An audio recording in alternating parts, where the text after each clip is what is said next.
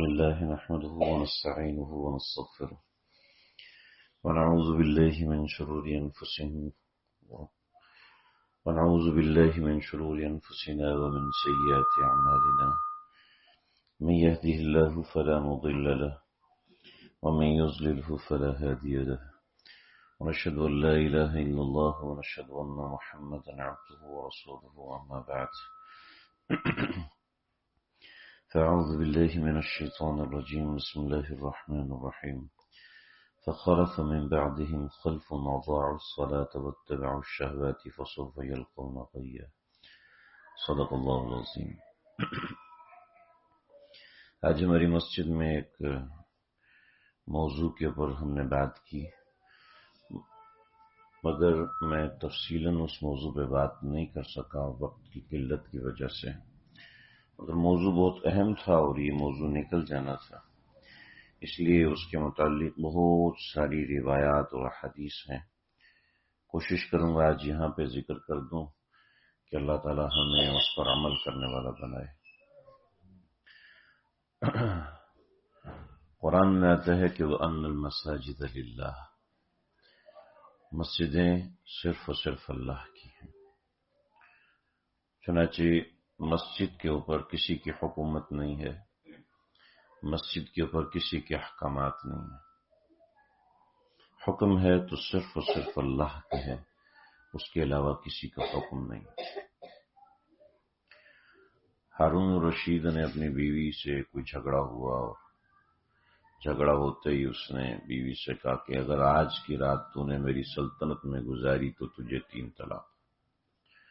اور وہ تھی ملکہ زبیدہ، اس جیسی تو کوئی دوسری ہو نہیں سکتی تھی اور بہت بڑی عورت۔ تو امام اس زمانے میں جو حکومت تھی وہ ساری شوافے کی تھی، یعنی بڑے جو جتنے قاضی تھے وہ شوافے المسلک تھے۔ بلایا فقہا کو، علماء کو، مسئلہ بتائیے جی۔ میں نے بیوی سے بول دیا کہ اگر آج کی رات میری سلطنت میں گزاری تو تجھے 3 طلاق۔ اب یہاں سے عراق سے نکلتے ہیں ہرات کابل تک اسی کی سلطنت، ہندوستان کے آخر تک اسی کی سلطنت، دوسری طرف سے جائیں تو پورا عرب اس کی سلطنت میں، درمیان عراق کے بیٹھا ہوا ہے، وہ شام اور فلسطین سے لے کر اور یہ بحیرہ عرب تک اس کی حکومت ہے۔ اب اتنا تیز گھوڑا تو ہے نہیں کہ اس حکومت سے باہر نکل سکے، تو کیا کرے؟ اب سب علماء متفق ہوئے کہ رات یہاں گزری طلاق واقع ہو جائے گی۔ تو ہارون الرشید نے نام سنا تھا امام ابو حنیفہ کا، تو کہنے لگے کہ کوئی ہے جو امام ابو حنیفہ کا شاگرد ہو؟ تو لوگوں نے کہا کہ یعقوب کر کے کوئی آدمی ہے، یعنی امام ابو یوسف جو امام ابو حنیفہ کے واحد شاگرد تھے اس وقت، یعنی بڑے شاگردوں میں اور بھی بہت سے شاگرد تھے، مگر امام ابو حنیفہ کو لوگوں نے اتنا کوئی یاد نہ رکھا تھا، لیکن امام ابو یوسف یہ ان کا نام تھا یعقوب، ساری دنیا ان کو ابو یوسف کے نام سے جانتی ہے۔ تو اس وقت نہ ابو یوسف کو کوئی جانتا تھا اور نہ یعقوب کو کوئی جانتا تھا۔ تو 300 علماء میں سے ایک نے کہا کہ یعقوب نام کا ایک آدمی ہے جو کہ امام ابو حنیفہ کا شاگرد ہے۔ تو لوگوں نے کہا اس کو کیا بلائیں گے، یہاں اتنے بڑے بڑے علماء فقہا بیٹھے ہیں۔ ہارون الرشید نے کہا کہ بلاؤ اسے۔ چنانچہ بلایا گیا ہارون الرشید کے معرفت امام ابو یوسف کو۔ تو اس سے 1-2 دن پہلے ایسا ہوا تھا کہ ایک یہودی تھا حضرت کی گلی میں، تو اس نے اپنے گھر کے سامنے کوئی دیوار بنائی جو اس نے آگے نکال دی۔ تو امام ابو یوسف نے کہا کہ یہ تم ناجائز کام کر رہے ہو۔ تو انہوں نے کہا کون سا آپ نے کبھی گاڑی میں آنا ہے جو آپ کو زیادہ تکلیف ہے؟ آپ پیدل چلنے والے آدمی ہو، آپ کو کیا پڑی ہے، جاؤ۔ کہنے لگا کون سا آپ نے کبھی پالکی میں آنا؟ اس زمانے کی گاڑی پالکی ہوتی تھی، یعنی پالکی کا مطلب یہ ہوتا تھا کہ ایک چارپائی ہوتی تھی جس کے آگے ڈنڈے لمبے نکلے ہوتے تھے اور اس کو 4 بندے مل کے اٹھاتے تھے، تو یہ پالکی ہوتی تھی۔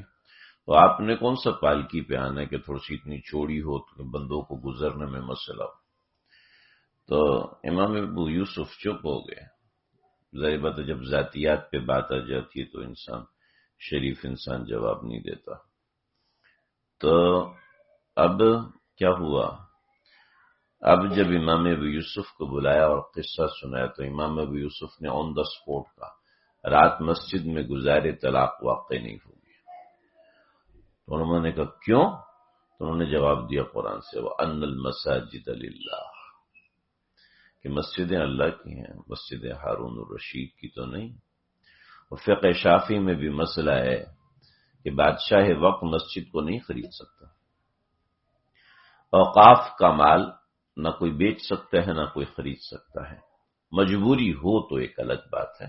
مسجدیں تو وقف للہ ہے، جب وقف للہ ہے تو نہ بادشاہ خرید سکتا ہے نہ بیچ سکتا ہے، اللہ یہ کہ کوئی ضرورت ہے۔ تو سارے اوئے ہوئے ہوئے وہ امام ابو یوسف کی تو وہاں پہ واہ واہ ہو گئی۔ تو کہنے لگے کہ اب آئے تو آپ پیدل ہیں، لیکن اب آپ کو یہاں پہ چیف جسٹس اور قاضی القضاء کا عہدہ قبول کرنا پڑے گا۔ چنانچہ امام ابو یوسف کو قاضی القضاء بنایا گیا، اور قاضی القضاء کا عہدہ تک کہ اس کو گورنمنٹ کی گاڑی ملتی تھی، یعنی پالکی ملتی تھی۔ چنانچہ پالکی آئی اور پالکی جب گلی میں گھسی ہے تو دیکھا کہ آگے دیوار بنی ہے، تو گورنمنٹ کے ملازموں نے سب سے پہلے دیوار گرے۔ اللہ اکبر۔ تو وَأَنَّ الْمَسَاجِدَ لِلَّهِ، مسجدیں صرف اللہ کی ہیں۔ لا الہ الا اللہ۔ سیدنا ابراہیم علیہ السلام تو ہمارا موضوع تھا وَرَجُلٌ قَلْبُهُ مُعَلَّقٌ بِالْمَسَاجِدِ، اس کی آواز تھوڑی سی کم کرنا۔ وَرَجُلٌ قَلْبُهُ مُعَلَّقٌ بِالْمَسَاجِدِ، کچھ ایسے لوگ ہوں گے کہ جو اللہ کے عرش کے سائے کے نیچے ہوں گے، اور ان میں ایک شخص وہ ہوگا کہ جس کا دل مسجد میں لگتا ہے، جس کو مسجد میں بیٹھنے کا شوق ہے، جس کے اندر مسجد میں بیٹھنے کا ذوق ہے، تو ایسا بندہ قیامت کے دن اللہ کے عرش کے سائے کے نیچے ہوگا۔ تو اللہ کے عرش کے سائے کے نیچے جگہ پانی ہے تو اپنے دل کو مسجد میں لگانے کا شوقین بنائے، اپنے قلب کو تھوڑی سی تنہائی دیں کہ جس تنہائی میں اس کی اور اللہ کے درمیان کوئی تیسرا نہ ہو۔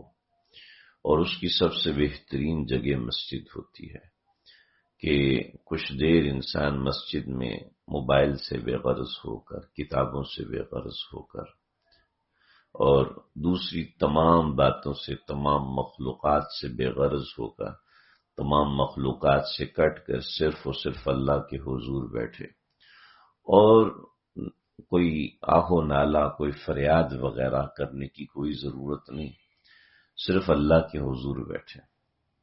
حدیث میں آتا ہے نبی علیہ السلام نے فرمایا، سنن ابن ماجہ کی روایت ہے اور صحیح روایت ہے، ایسا نہیں کہ کوئی کمزور روایت ہے۔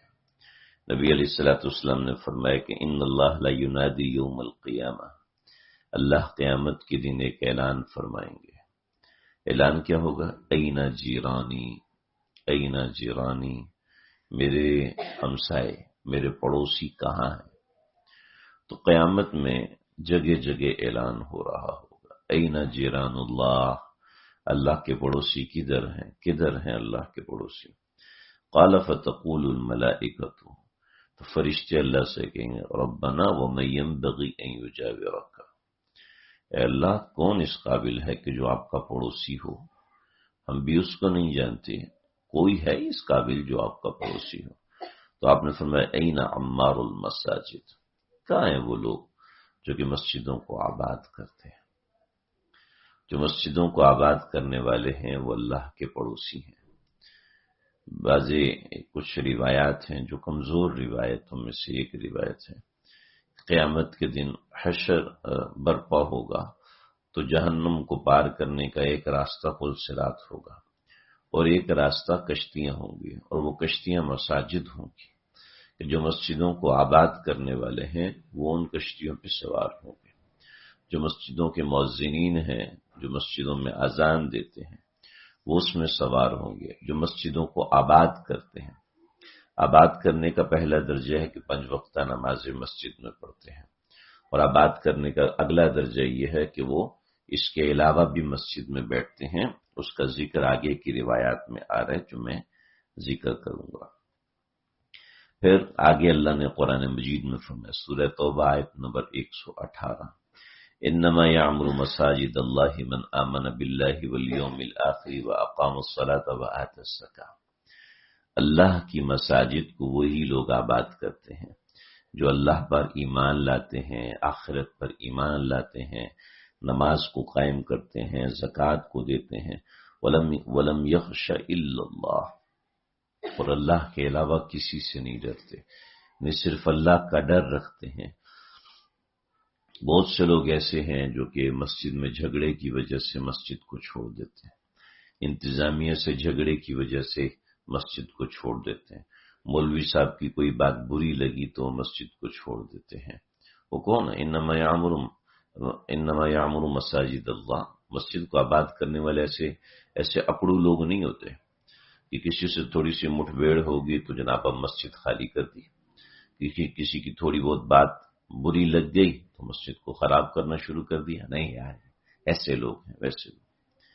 ومن اظلم ممن منع مساجد اللہ، اس شخص سے بڑا ظالم کون ہوگا جو اللہ کی مسجدوں میں آنے سے لوگوں کو روکے، اور اللہ ان یذکر فیہا اسمہ وسعی فی خرابہا، کہ اللہ کا نام مسجدوں میں لینے سے لوگوں کو روکے، نماز پڑھنے سے روکے۔ یہ نہیں کہتے جی میں نے تو محفل میلاد کرانی، مولوی صاحب دیکھو مجھے اجازت نہیں دے رہے، یہ مراد نہیں۔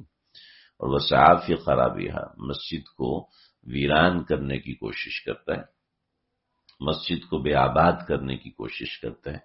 کیسے کرتا ہے؟ مسجد میں شور مچاتا ہے، مسجد میں فساد مچاتا ہے۔ پہلے زمانے میں ایسا ہوتا تھا کہ لوگ اپنی اولادوں کو مخصوص کرتے تھے کہ میری یہ اولاد صرف مسجد کی خدمت کرے گی، صرف مسجد کی خدمت کرے گی، جیسا کہ قرآن مجید میں اذ قالت امرأۃ عمران، جب عمران کی بیوی، عمران حضرت عمران علیہ السلام یہ پیغمبر نہیں تھے، بعضی حضرات نے اس کے اوپر شبے کا اظہار کیا کہ شاید پیغمبر ہوں، لیکن اصلاً متفقہ رائے یہ ہے کہ وہ پیغمبر نہیں تھے، مگر وہ بیت المقدس کے امام تھے۔ بیت المقدس اصلاً ایک چٹان ہے جس کو شرف حاصل ہے کہ وہ بیت المقدس ہے۔ جو ہم گنبد صخرہ دیکھتے ہیں نا، پیلے رنگ کا گنبد صخرہ، اس کے نیچے وہ چٹان ہے۔ اور جب صلاح الدین ایوبی نے پہلی مرتبہ وہ چٹان دیکھی تو ایسا لگا کہ جیسے وہ ہوا میں معلق ہے۔ پھر اس کی گرد انہوں نے یہ صخرہ جو ہے وہ بنوایا صلاح الدین ایوبی نے، اور تو اس کے نیچے جیسے ایک جالی لگی ہے، اس جالی کے اندر ہاتھ ڈال کے اس چٹان کو ہاتھ وغیرہ لگا سکتے ہیں۔ وہاں کے کچھ لوگ ہیں، انہوں نے مجھے بتایا تھا، مجھے تو خود یہ شرف حاصل نہیں ہوا۔ تو وہاں پر ہی نماز ہوتی تھی۔ سیدنا عمر فاروق، اور پھر یہودیوں نے وہاں پر اپنی عبادت گاہ بنائی ہوئی تھی جس کو آج وہ لوگ ہیکل سلیمانی کہتے ہیں۔ اور پھر اس کے ساتھ یہ ہے کہ جب حضرت عمر رضی اللہ تعالیٰ عنہ بیت المقدس تشریف لائے تو حضرت عمر رضی اللہ تعالیٰ عنہ نے وہاں پر مسجد بنائی، مسجد عمر، اس کو مسجد اقصی بھی کہتے ہیں۔ تو بیت المقدس جو وہ ایک چٹان ہے، اس کے ساتھ ایک جگہ بھی بنی ہے جہاں نبی علیہ الصلوۃ والسلام نے نماز ادا فرمائی تھی، اور وہاں ایک محراب الگ سے بنی ہوئی ہے جس جگہ نبی علیہ الصلوۃ والسلام نے نماز پڑھی تھی۔ حضرت عمر فاروق رضی اللہ عنہ جب وہاں پر گئے تو یہودیوں نے بہت حضرت عمر سے درخواست کی کہ آپ ہمارے اس عبادت گاہ میں نماز پڑھیں، تو حضرت عمر نے بڑی حکمت کے ساتھ منع فرمایا کہ میں ہرگز یہاں نماز نہیں پڑھوں، اور بڑی سختی سے منع فرمایا۔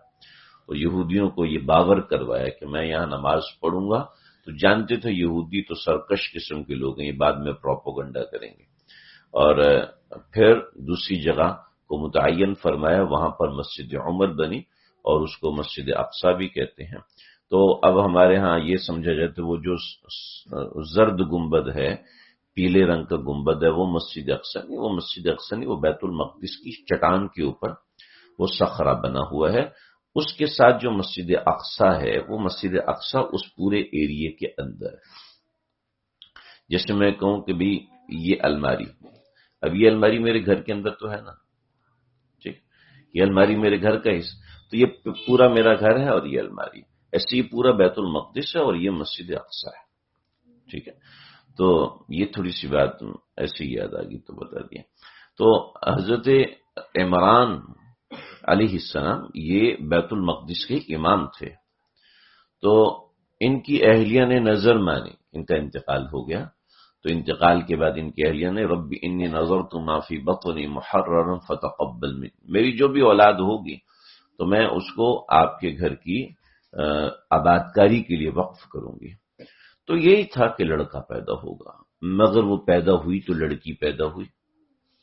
جب لڑکی پیدا ہوئی تو بیت المقدس کے بہت سارے مجاورین تھے جو وہاں ہر وقت بیت المقدس میں رہا کرتے تھے۔ تو جب یہ نظر سامنے آئی کہ میں نے تو نظر مانی تھی کہ جو بھی میری اولاد ہوگی وہ میں یہاں پر بیت المقدس کی خدمت کے لیے وقف کر دوں گی، اور اب یہ لڑکی ہوئی ہے، اب میں کیا کروں، مجھے سمجھ میں نہیں آئی۔ تو وہاں کے تمام راہبین نے کہا کہ یہ بچی ہمیں دے دیں، ہمیں دے دیں۔ تو پھر وہاں پر جو اس وقت بڑے تھے ان کو یہ کشف ہوا، یا ان کی والدہ کو کشف ہوا کہ سب لوگ وہاں بیٹھ کے عبادت کرتے ہیں اور مکتوبات یعنی تورات وغیرہ لکھتے ہیں تعلیم کے لیے، تو جس قلم سے لکھتے ہیں وہ قلم سامنے دریا میں ڈالے جائیں۔ چنانچہ ان دریاؤں میں قلم ڈالے گئے تو سب کے قلم بہہ گئے، صرف حضرت زکریا کا قلم الٹا چلنا شروع ہوا۔ تو جب حضرت زکریا کا قلم الٹا چلنا شروع ہوا تو سمجھ لیا کہ یہ جو ہیں یہ اس بچی کے لیے والی اور وارث ہوں گے۔ چنانچہ حضرت زکریا نے حضرت مریم کی تربیت کی، اور آج وہاں پر کلما دخل علیہا زکریا المحراب وجد عندها رزقا، حضرت مریم وہاں حضرت زکریا کے پاس تھی، اور حضرت زکریا جو تھے ظاہری بات ہے وہ وقت کے پیغمبر تھے اور ان کا بڑا نام تھا۔ پھر وہاں کے جو بابل کے بادشاہ تھے ان کا اختلاف ہوا، جنہوں نے حضرت زکریا کو شہید کروایا، تو یہ سارے معاملات ہوئے۔ اس دوران حضرت مریم چونکہ بند حجرے میں رہتی تھی تو کلما دخل علیہا زکریا المحراب، محراب کیا تھی؟ محراب جیسے میں یہ مستقل کہتا ہوں کہ اپنے گھر میں خواتین کے لیے ایک جگہ مخصوص کرنی چاہیے جو ان کی مسجد ہو۔ جگہ نہیں بن رہی تو ایک کمرہ مخصوص کر دیا جائے، اس کمرے میں ہماری مسجد ہوگی اور ہم اس میں نماز پڑھیں گے، اس میں مستقل جائے نماز بچھی ہو، قرآن مجید کے نسخے رکھے ہوں، قبلہ رخ بچھی ہو۔ جناب وہ شیطان آ کے سجدہ کر دینا اچھی بات ہے نا بھائی، کر دے تو سارے مسئلے ختم ہو جائیں گے۔ جو مسلح ٹیڑھا کرنا چاہیے ورنہ شیطان آ کے سجدہ کر جائے گا، ایسے توہمات ہم نے پالی ہوئی ہیں، ایسا کچھ بھی نہیں ہوتا۔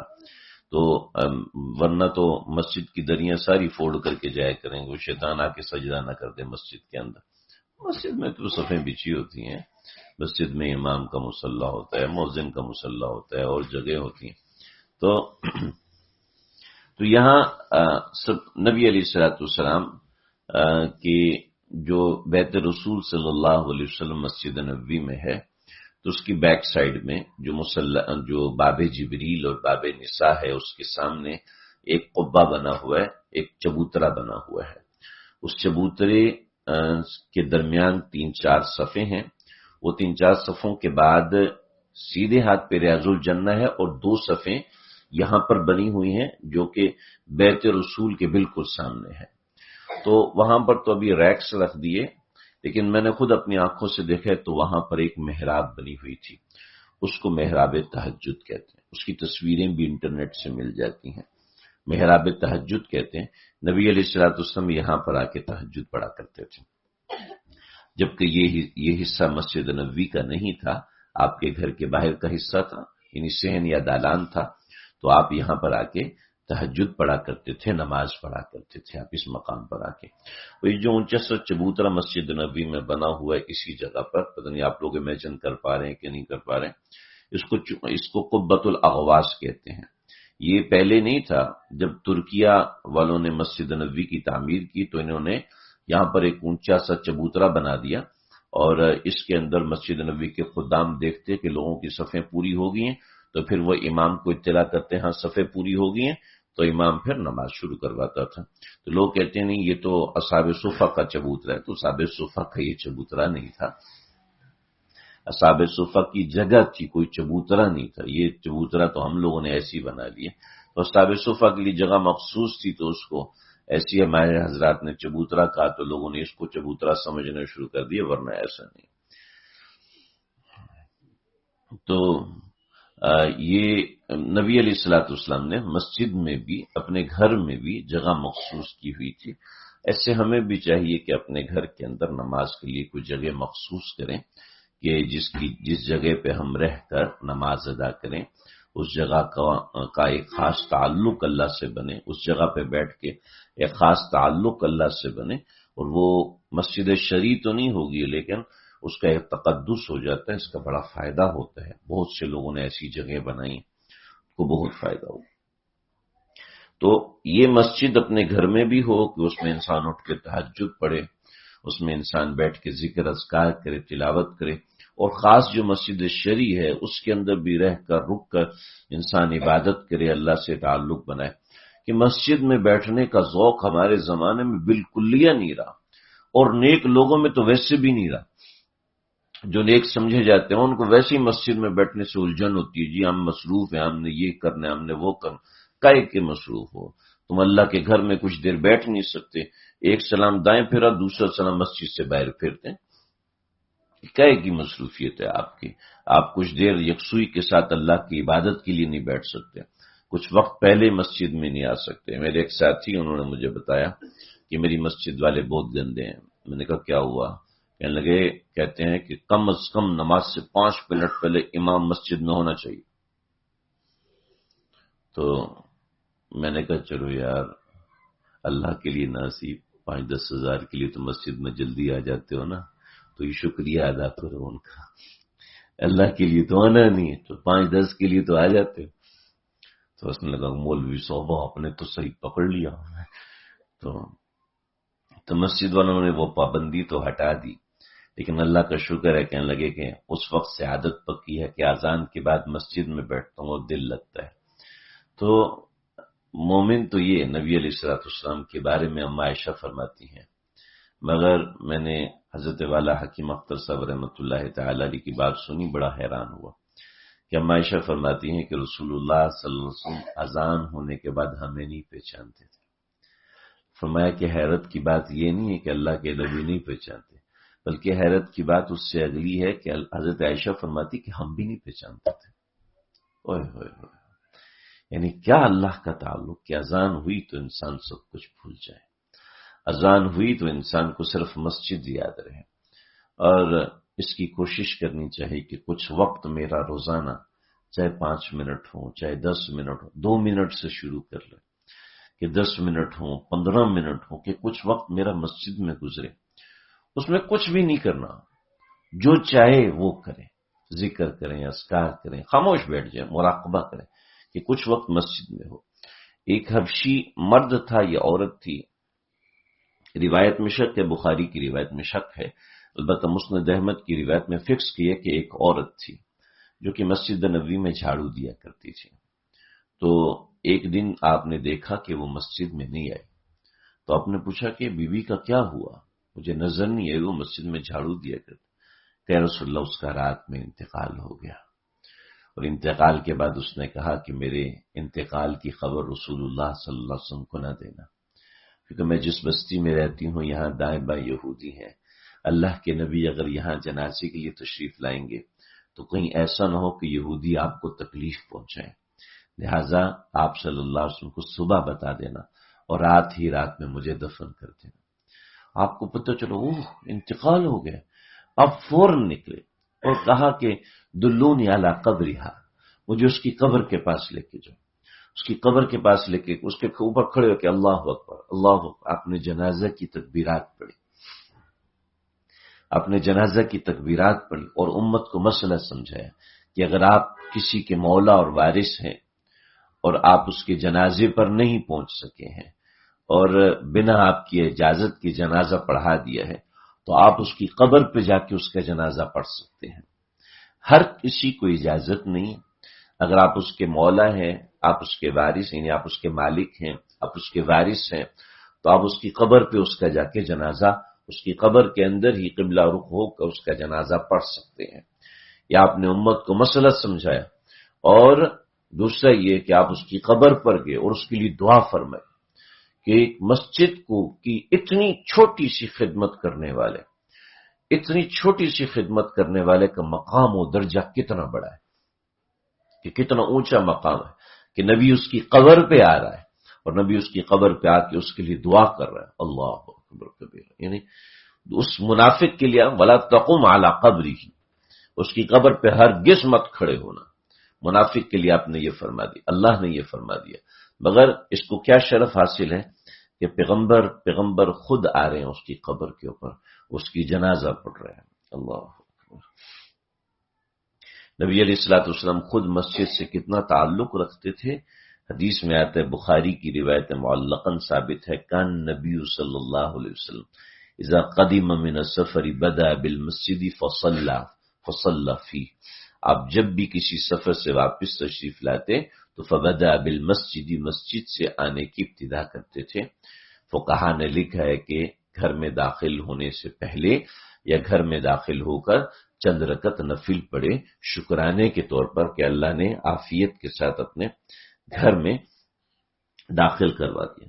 بخاری کی روایت حضرت جابر سے مروی ہے، کنت مع النبی صلی اللہ علیہ وسلم فی سفر فلما قدمنا المدینہ قال لی ادخل المسجد فصلی رکعتین، فرمایا کہ مسجد میں داخل ہو اور پھر آپ نے 2 رکعت نماز ادا فرمائی۔ یعنی نبی علیہ الصلوۃ والسلام ہر موقع پہ مسجد کو آگے رکھتے، پھر مسجد کو آگے رکھنے میں اور نماز سے آپ کی قلبی اٹیچمنٹ صرف عمل نہیں بلکہ ایک اور بات ہے۔ طائف میں نبی علیہ الصلوۃ والسلام یہ طویل واقعہ ہے، آپ جانتے ہیں، انہوں نے پتھر مار کے نکال دیا، یعنی رسوا کر کے نکالا، فرشتہ آ گیا بد دعا کیجئے اللہ ان کو غرق کر دیں گے، آپ نے بد دعا نہیں فرمائی، اور غفور الرحیم پیغمبر نے اہل کفر کے خلاف بد دعا نہیں فرمائی، مگر چند ایک مواقع ایسے ہیں کہ جن مواقع پر آپ نے ان اہل کفر کے خلاف بد دعا فرمائی۔ اور وہ کیا تھا کہ جب غزوہ احزاب کے موقع پر نبی علیہ الصلوۃ والسلام کی 4 نمازیں قضا ہو گئی، 4 نمازیں آپ صلی اللہ علیہ وسلم کی قضا ہو گئیں، تو آپ صلی اللہ علیہ وسلم نے ان نمازوں کو ادا کرنے سے پہلے ایک بات فرمایا کہ شغلونی عن صلاۃ الوسطی صلاۃ العصر، انہوں نے مجھے صلاۃ وسطی یعنی عصر کی نماز سے مشغول کر دیا تھا، ٹھیک ہے۔ آپ نے فرمایا ملا اللہ بیوتہم وقبورہم نارا، اللہ ان کے گھروں کو اور ان کی قبروں کو آگ سے بھر دے، آگ سے بھر دے۔ ارے بھی ٹیک لگا کے کیوں بیٹھے ہیں؟ ٹیک لگا کے نہیں بیٹھے ہیں، ٹیک لگا کے بیٹھو گا توجہ آپ کی بیٹھ جائے گی ساری، شیطان اوور ٹیک کر دے گا، کہے گا یار کیا سننا ہے، چھوڑو۔ تو ٹیک لگا کے نہیں بیٹھے، پسندیدہ نہیں ہے۔ معجم کبیر طبرانی کی روایت ہے کہ نبی علیہ الصلوۃ والسلام نے، آپ صلی اللہ علیہ وسلم نے ایسے لوگوں کے لیے ایسی بد دعا فرمائی کہ انہوں نے آپ صلی اللہ علیہ وسلم کی نماز چھڑوائی، اتنا آپ کو برا لگا۔ سیدنا ابراہیم علیہ الصلوۃ والسلام نے جب اللہ سے دعا کی ربنا انی اسکنت من ذریتی بواد غیر ذی زرع عند بیتک المحرم، اے پروردگار میں اپنی بیوی کو، اپنی نسل کو، یعنی حضرت اسماعیل کو آپ کے گھر کے پاس چھوڑ رہا ہوں، ربنا لیقیموا الصلاۃ، اے اللہ اس لیے تاکہ یہ لوگ نماز قائم کریں۔ تو اللہ کو اللہ کا گھر بڑا پسند ہے، بہت پسند ہے، اور جو اس کو آباد کرتے ہیں وہ اللہ کو وہ لوگ بھی بڑے پسند آتے ہیں۔ حدیث میں آتا ہے، نبی علیہ الصلوۃ والسلام، مسلم شریف کی روایت ہے، میں الا ادلکم علی من یمحو اللہ بالخطایا ویرفع بالدرجات، کیا تمہیں ایسی بات نہ بتاؤں کہ جس کے ذریعے سے اللہ تمہاری خطاؤں کو معاف فرما دے، اللہ تمہاری خطاؤں کو معاف فرما دے اور تمہارے درجات کو بلند فرمائے۔ صحابہ نے کہا بلا یا رسول اللہ، کیوں نہیں؟ آپ نے ان کو 3 نصیحتیں فرمائیں۔ سب سے پہلی نصیحت، میں اسباغ الوضوئی علی مکارہ، سردی میں وضو کرنا، تکلیف ہے وضو کرنے میں لیکن پھر بھی وضو کرنا، یعنی باوضو رہنا، اسباغ الوضو، باوضو رہنا، نماز کے لیے ہو یا نماز کے علاوہ ہو، وضو کے اندر اسباغ کرو، یعنی اسباغ کا مطلب ہے کہ کوشش کرو کہ سارے وقت باوضو رہو۔ اس سے اللہ روزی بھی بڑھاتے ہیں، اس سے اللہ عمر میں برکت بھی عطا فرماتے ہیں، اس سے انسان کی خطائیں اور گناہ معاف ہوتے ہیں، اس کے ذریعے سے اور بھی بڑی بڑی برکتیں ہوتی ہیں۔ انسان کو اللہ مختلف قسم کے گناہوں سے بچاتے ہیں کہ جو شخص باوضو رہتا ہے۔ حدیث میں تو اتنی تفصیل سے اس کے بارے میں آیا ہے کہ کیا بتاؤں، کہ نبی علیہ الصلوۃ والسلام نے ایک مرتبہ وضو کے بارے میں بتا رہے تھے، تو ایک صحابی بکریاں چرانے گئے ہوئے تھے، اور بکریاں جب چرانے گئے ہوئے تھے تو واپس آئے تو وضو کی برکت سنی کہ جب انسان وضو کرتا ہے اور پھر کہتے ہیں اشہد اللہ الہ الا اللہ و اشہد ان محمدًا عبدہ ورسولہ، جب وہ یہ کرتا ہے تو کیا ہوتا ہے؟ یہ ہوتا ہے کہ اللہ رب العزت اس کے لیے آسمان کے سارے دروازے کھول دیتے ہیں، اس کے لیے برکتیں ہی برکتیں نازل ہوتی ہیں۔ بعض حضرات نے کہا انگلی کا اشارہ صحیح روایت میں نہیں آیا، تو صرف یہ کلمہ پڑھنا، کون سا کلمہ جی؟ اشہد اللہ الہ الا اللہ واشہد ان محمدًا عبدہ ورسولہ، تو یہ کلمہ پڑھا جائے۔ کسی کے ساتھ سہولت ہو تو گھر میں وضو خانہ بنائے، کہ بیت الخلاء میں وضو نہ کرے، وضو خانہ نہیں بنا سکتا تو ایک باہر بیسن ہو کہ جس میں وضو کرے، کہ بیت الخلاء میں تو یہ دعا نہیں پڑھ سکتا، اور یہ جس جگہ وضو کرتے ہیں بیسن ہے، اس جگہ پر یہ دعا لکھ کے لگا دیں۔ وضو کی بہت سی دعائیں ہیں، وہ دعائیں لکھ کے وہاں پر لگا لیں کہ یہ دعائیں ہیں وضو کے درمیان پڑھنے کی۔ تو وہ بڑے زور سے بولے کہ کیا بات ہے، تو حضرت عمر نے ان کو دیکھا، ہو بڑے خوش ہو رہے ہو، دیر سے آئے ہو نا، ہم نے تو اس سے پہلے جو باتیں سنی ہیں وہ باتیں تمہیں بتاؤں تو تم حیران رہ جاؤ گے۔ وہ کیا باتیں ہیں؟ فرمایا کہ آپ نے فرمایا کہ جو شخص وضو کے درمیان یہ پڑھ لیتا ہے اللہم اغفر لی ذنبی ووسع لی فی داری وبارک لی فی رزقی، جو یہ دعا پڑھ لیتا ہے وضو کے درمیان تو اللہ اس کے ساتھ ویسے ہی معاملہ فرماتے ہیں جیسے اس نے دعا کی۔ اللہم اغفر لی ذنبی، اللہ میرے گناہ معاف کر دے، ووسع لی فی داری، اور مجھے بڑا گھر دے۔ کیوں جی؟ گھر کے کرائے پہ بیٹھے ہوئے ہیں، زمانہ گزر جاتا ہے، زندگی میں جا کے 2 کمروں کا گھر بنتا ہے، بڑے خوش ہوتے ہیں اور اسی میں مر جاتے ہیں۔ ووسع لی فی داری، اچھا گھر بڑا بن گیا تو اب اس میں اے سی بھی لگنا ہے، یہ پیسے کہاں سے؟ وبارک لی فی رزقی، میری روزی میں بھی اضافہ کر دیجیے۔ تو نبی علیہ الصلوۃ والسلام نے یہ دعا سی۔ تو اسباغ الوضو علی المکارہ، کہ اپنی مشکل کے باوجود اپنے آپ کو باوضو رکھتا ہے۔ سونے سے پہلے وضو کی برکات ہے، سو کے اٹھ کے وضو کی برکات ہے، حتیٰ کہ کھانے سے پہلے بھی بعض روایت میں ہے کہ وضو کرو، کھانے سے پہلے بھی وضو کرو۔ تو حضرات فقہا نے کہا کہ یہ لغوی وضو مراد ہے، یعنی ہاتھوں کو گٹوں تک دھونا، ہاتھوں کو گٹوں تک دھونا، یہ کھانے سے پہلے ہو۔ ہم لوگ بس 2-3 انگلیاں دھو لیتے ہیں، بس کافی۔ حدیث میں آتا ہے جو کھانے سے پہلے کھانے کے بعد ہاتھ دھوتا ہے تو اللہ رب العزت اس کے 2 قرضے معاف کر دیں گے، 2 قرضے معاف کر دیں گے۔ وہ اب دن میں کتنی مرتبہ کھانا کھاتے ہیں جی؟ کم از کم 2 مرتبہ کھانا کھاتے ہیں، کم از کم 2 مرتبے کھانا کھاتے ہیں، بچے تو 100 مرتبے کھاتے ہیں، کبھی لولی پاپ، کبھی ٹافی، کبھی کیا اور کبھی کیا، ہے نا جی۔ تو اس کے بعد ہاتھ دھو لے تو اللہ 2 قرضے معاف فرمائیں گے۔ کون سے 2 قرضے؟ واللہ علم کون سے 2 قرضے۔ لیکن دن میں اگر 2 مرتبہ یا 3 مرتبہ کھانا کھاتے تو ایک دن کے 6 قرضے، ایک دن کے 6 قرضے، اور پھر گنتے چلے جاؤ، گنتے چلے جاؤ، قیامت کے دن اس بندے کے ذمہ جتنے قرضے ہوں گے اللہ رب العزت معاف کر دیں گے۔ ہو سکتا ہے بونس زیادہ بن جائے تو پھر اللہ اس کے ذریعے سے کسی اور کے قرضے بھی معاف فرما دیں۔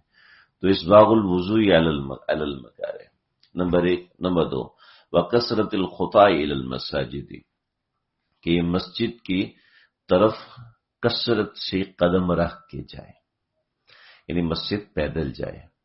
ایک صحابی نے عرض کیا کہ یا رسول اللہ، میرا گھر مدینہ میں وہ اتنی دور ہے، میں آتا ہوں تو راستے میں اندھیرا ہوتا ہے، جانور ہوتے ہیں، جس کی وجہ سے مجھے پریشانی ہوتی ہے، چراغ لانا پڑتا ہے مگر روشنی کافی نہیں ہوتی، تو آپ اجازت دیں تو یہ مسجد کے سامنے یہ والی جو جگہ ہے، بازار آپ نے بنایا ہے، اس کے سامنے میں گھر بنا لوں۔ تو آپ نے فرمایا نہیں، تم نہ بناؤ، میں چاہتا ہوں کہ تم چل کے آتے ہو، تو چل کے آنے کی وجہ سے تم جتنے قدم رکھتے ہو اتنا تمہیں ثواب ملتا ہے، اتنے تمہارے درجات بڑھتے ہیں۔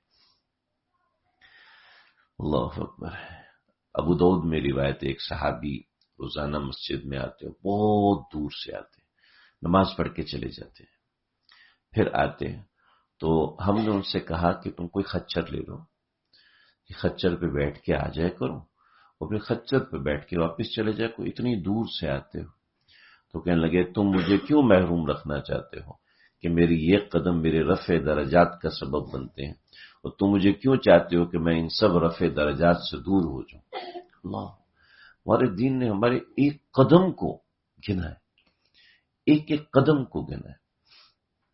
ہم یہاں سے میرپور خاص جا رہے تھے حضرت کے ساتھ، تو مفتی ہمارے بڑے استاد جی مفتی نعیم صاحب بھی ساتھ تھے، تو سر جی نے فرمایا کہ یہ جو آگے بس چل رہی ہے نا، اور ہم پیچھے گاڑی میں جا رہے ہیں، تو فرمایا کہ تم یقین کرو یہ جو بس چل رہی ہے، اس بس سے جو ذرات اڑ رہے ہیں، اللہ ان ذرات کا اجر بھی مومن کو دیتے ہیں، ان چیزوں کا اجر بھی مومن کو دیتے ہیں، ایک ایک قدم کا اجر مومن کو دیتے ہیں۔ تو ہمارے ایک ساتھی نے سوال کیا، اس سے یہ کیسے ممکن ہے کہ اللہ نے فرشتے لگائے ہوں بندے کے قدم گن رہے ہوں؟ تو انہوں نے کہا بالکل ممکن ہے، بالکل ممکن ہے۔ اس کے کچھ عرصے کے بعد پتہ چلا کہ موبائل فون آپ کی جیب میں ہوتا ہے، یہ آپ کے قدم گن رہا ہوتا ہے، اس میں ایک ہیلتھ کا آپشن ہوتا ہے جو سٹیپ کاؤنٹنگ کرتا ہے۔ یہ بھی پرانی بات ہوگی، بھی اسمارٹ واچ آپ کے بازو پہ لگی ہوتی ہے، وہ بتاتی ہے آج آپ نے کتنے سٹیپ اٹھائے ہیں، کتنی منزلیں اوپر چڑھے ہیں، کتنی آپ کی انرجی ویسٹ ہوئی ہے، کتنا آپ سوئے ہیں، کتنا آپ جاگے ہیں، نیند کے آپ کے اتنے سیکشن، یہ آپ کی جو ہے وہ گہری نیند ہے، یہ آپ کی جو ہے گہری نیند نہیں ہے، یہ آپ نے کروٹیں بدلی، سونے کے بعد آپ اتنی دیر لیٹے رہے، یہ آپ کی اسمارٹ واچ بتا رہی ہوتی ہے، 5-6 ہزار والی گھڑی بتا رہی ہوتی ہے۔ اللہ اکبر۔ اور لوگ سوال کرتے تھے اللہ کہاں سے قدم گنیں گے، یہ قدم تو خود بخود گنے جا رہے ہیں جی۔ تو اللہ مومن کے ایک ایک قدم کو ضائع نہیں ہونے دیتے۔ وہ اللہ مجھ سے آپ سے کتنا پیار کرتے ہیں کہ جو آپ کے میرے ایک قدم کو گن رہا ہے۔ اللہ اکبر۔ اس اللہ سے انسان غافل کیسے رہے؟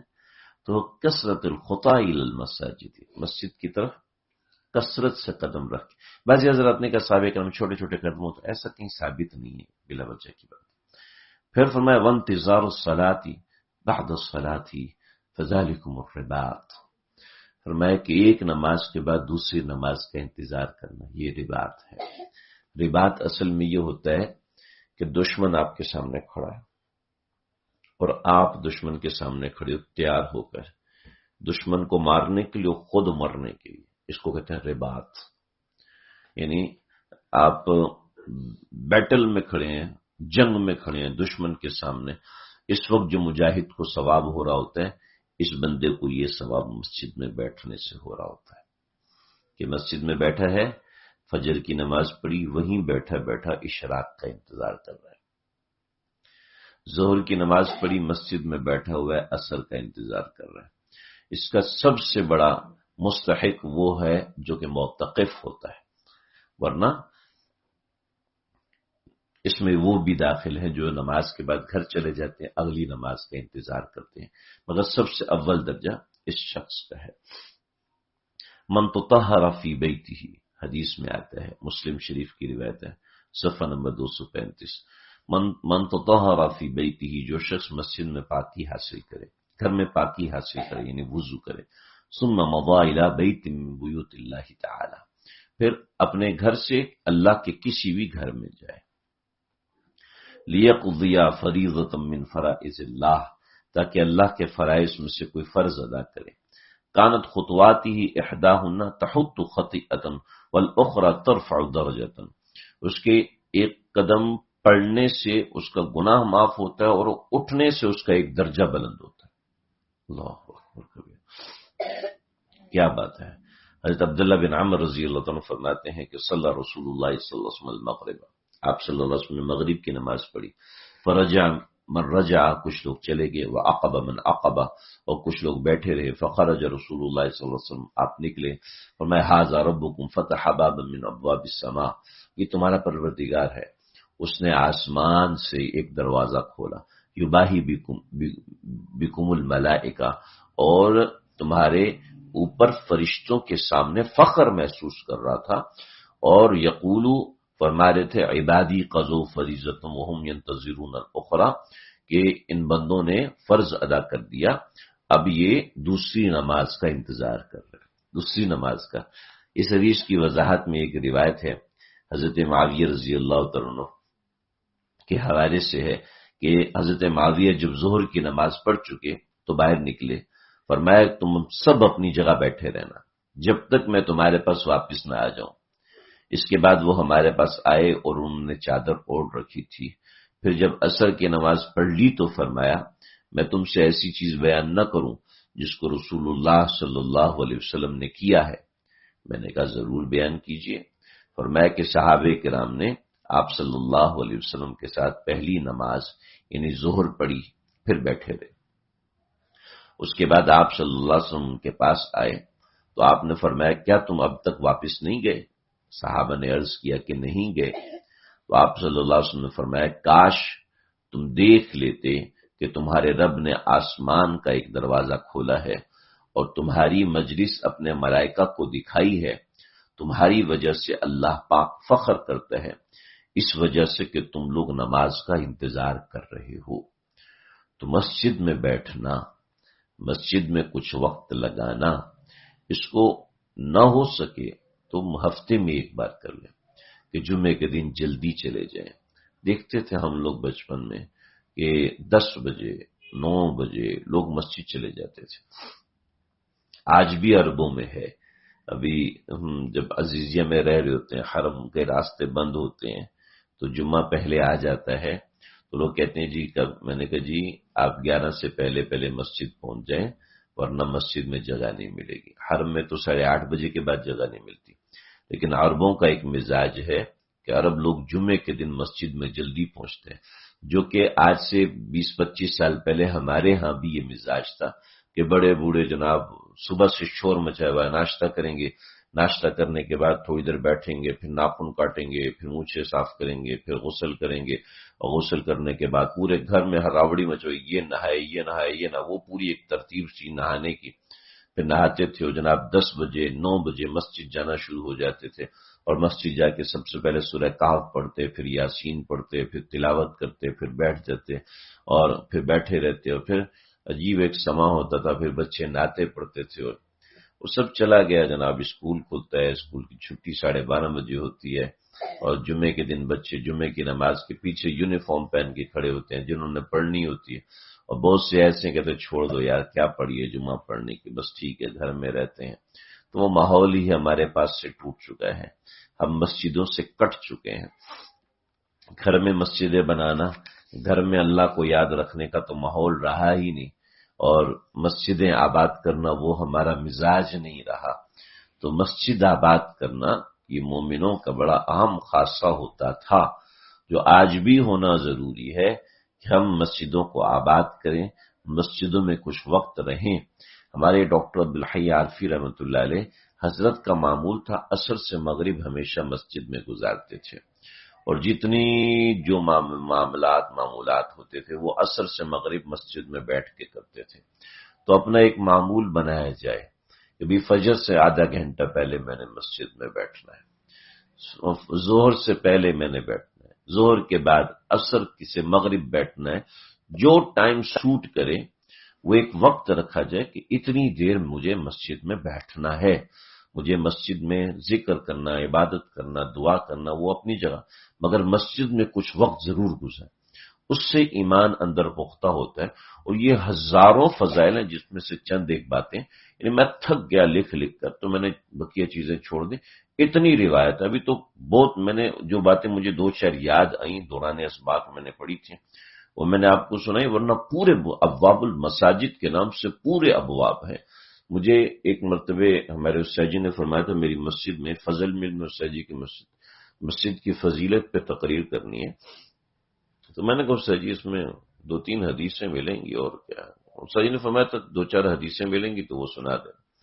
تو میں لائبریری گیا اور میں نے مظاہر حق نکالی، تو میں نے دیکھا تقریباً 70-80 صفحات میں احادیث مروی تھی فضائل مساجد کے حوالے سے۔ میں نے کہا بھئی یہ تو اتنا بڑا مضمون ہے، اللہ اکبر کبیر۔